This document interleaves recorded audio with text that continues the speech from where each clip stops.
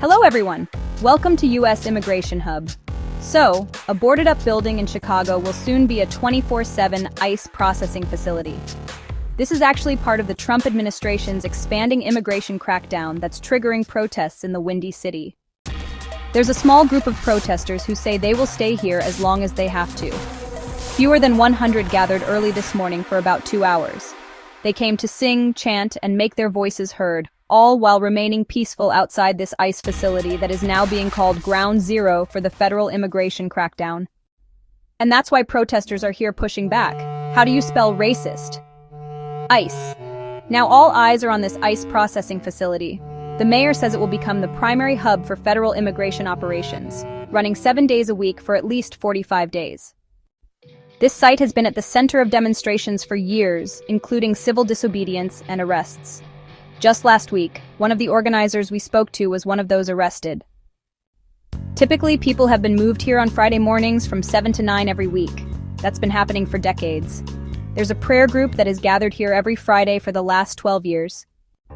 I'm sure you'll see them today, and they're fantastic. I met many of them last week. Now, these protesters tell us they chose the time of 7 to 9 this morning because that is the usual time that ICE moves detainees in and out of the facility. Many of those here say they're present because they're speaking for those who are stuck inside their homes living in fear.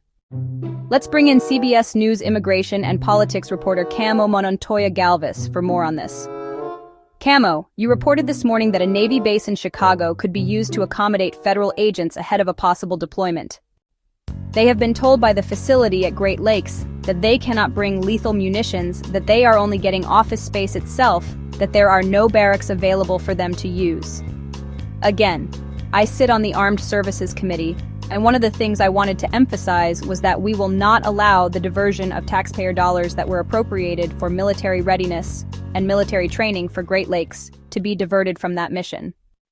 And despite these concerns by Democratic lawmakers, Liz, I am told by United States officials that the Trump administration is moving forward with those plans to oversee a major immigration enforcement campaign in the Chicago area. Again, targeting people who are suspected of being in the country illegally and who also have criminal records. But the big change now, in terms of a policy difference from the previous administration under President Biden, is that anyone who is found in the country illegally during these operations will be taken into custody, even if they're not the target of that operation. Liz and Camillo, just to clarify, you say you're hearing that these operations could begin as soon as this weekend. That's right. Yes, thank you for watching, and see you in the next